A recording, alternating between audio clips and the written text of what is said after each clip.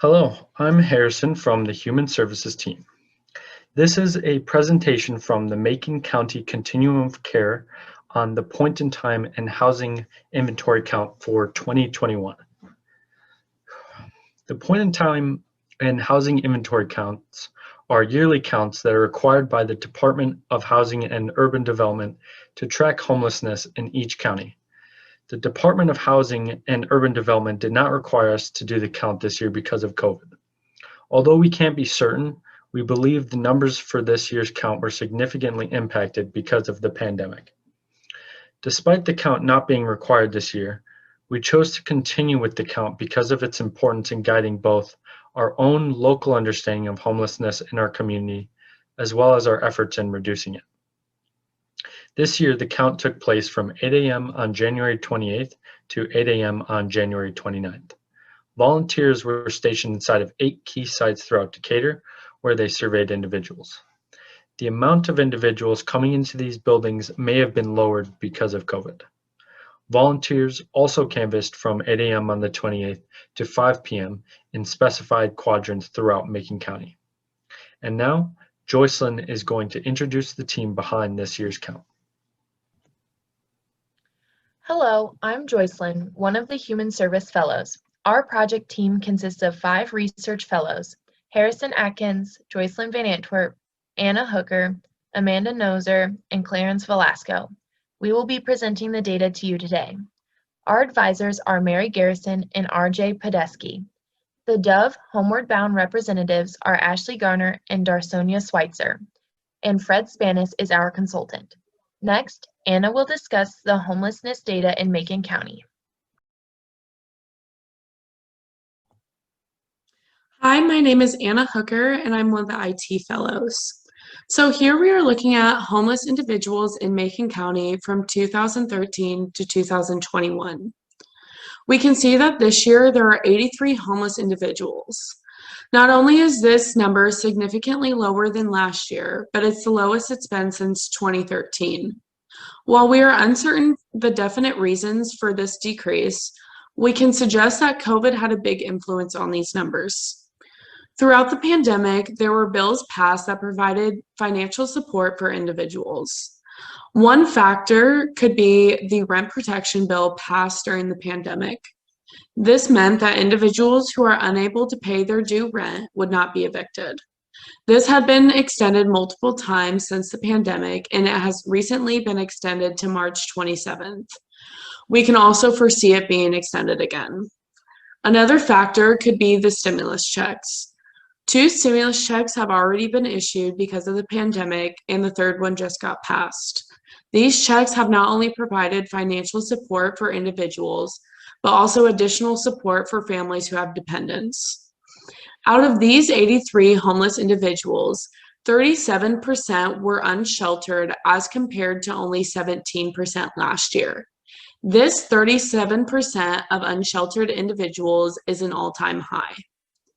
The other housing categories were transitional, which was 11%, and emergency, which was 52%. Out of that 37% of unsheltered individuals, half were located outdoors, a quarter were located in vehicles, and the remainder were located in various places. Next, Harrison will break down the 2021 homeless individuals by age group. So, the graph now on display illustrates the prevalence of homelessness within select age ranges surveyed during this year's count. The age ranges span from 0 to 8 years old all the way to 66 years and older. Homelessness in Macon County was mainly concentrated between 19 and 65-year-olds. The 51 to 65-year range included 23 people. The 19 to 35-year-old range included 25 people. And the range most impacted by homelessness was individuals from 36 to 50 years old, which consisted of 32 people. 2 people 66 years and older suffered from homelessness, 1 person between 0 and 8 years old, and 0 people reported from ages 9 to 18. From this, we can see that Macon is succeeding in mitigating homelessness in some of the most vulnerable populations, especially young adults. However, We also still see issues in the broader population, especially with older individuals. And now I'm going to give a brief overview on the data collected on race and gender from the individuals surveyed.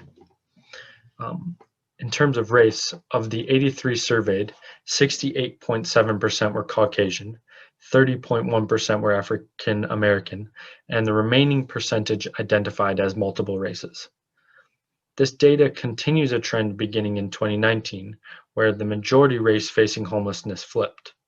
In 2018, 39% of the individuals surveyed identified as Caucasian and 55% identified as African American.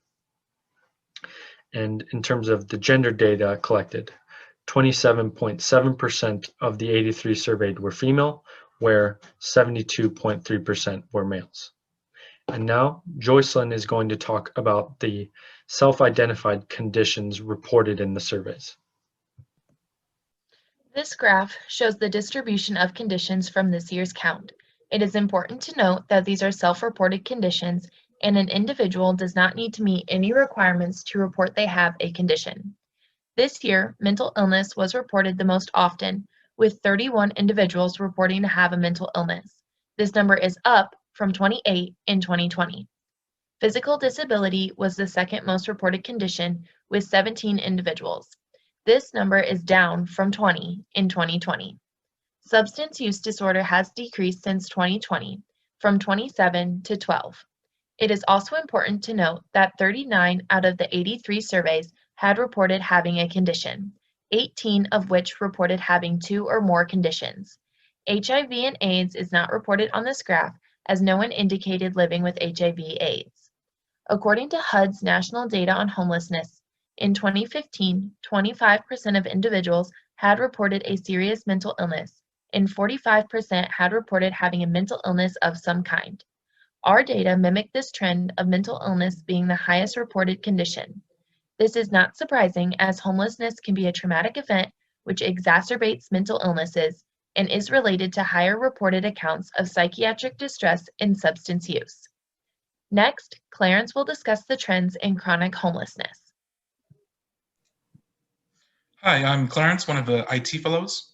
So the graph you're seeing right here is the number of chronically homeless individuals who self-reported, as well as the percentage of those individuals against the entire population surveyed. So chronically homeless is a subpopulation of regular homeless, where to be labeled as chronically homeless, an individual must have a disability, such as physical, intellectual, PTSD, or any of the previous conditions in the last graph, with the exception of domestic violence, and be either homeless for a full year or have experienced homelessness at least 4 times in the past 3 years. It's important to note that the numbers you see on the graph here are the initial self-reported results, and that the number of chronically homeless individuals after review has always been significantly less than the initial self-reported results. After the PIT count, Homeward-bound coordinated entry outreach teams contacts individuals who reported themselves as chronically homeless to help identify their housing needs and direct them towards services that can help them get appropriate housing. They also review the situations more carefully for each individual to determine if they do meet the HUD definitions of chronically homeless. This year in 2021, we had 28 out of 83 individuals list themselves as chronically homeless, around 34% of the entire population surveyed. So that initial 28 people, after review, dropped to 11 actually chronically homeless per HUD definition. 2 of them, as of now, were unknown in the system, and as of now, 3 out of 11 have now been housed.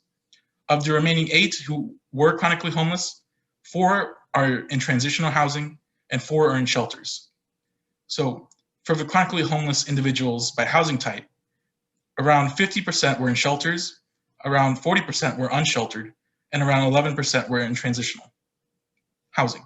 So for national HUD data for chronic homeless percentage from point-in-time counts from COCs across the country, we do see an increase in percentage steadily from 2017 at 17% to 2019 at 19%. So our graph is reflective of the increasing percentage of chronically homeless over the past couple of years. I will now hand it to Amanda to talk about emergency shelter capacity and occupancy. Hi, I'm Amanda, and I am an IT fellow. So this graph that you're looking at represents the emergency shelter's capacity and occupancy. The orange bars show the capacity, while the blue bars show what was occupied. Overall, the occupancy and capacity of emergency shelters have decreased from previous years. There was an overall capacity of 105 last year and 93 this year. The overall occupancy last year was 82, while this year it decreased to 43. The capacity only decreased by 12, but the occupancy was almost cut in half. The occupancy rate this year was only 47.8%, which is lower than it has been in prior years. This could be due to COVID and the restrictions that were put in place. Many of the shelters had rules that had to be followed and restrictions for people who were allowed in the shelters. This factor could have deterred people away from the shelters and caused them to instead stay outside, like Anna mentioned before. I will now hand it off to Harrison to close out the presentation. So we hope this information has been valuable for you all. And if you would like to learn more, please contact Darsonya Switzer from Dove-Homeward Bound or Professor Mary Garrison from Millikin University with any questions you may have. And thank you for tuning in.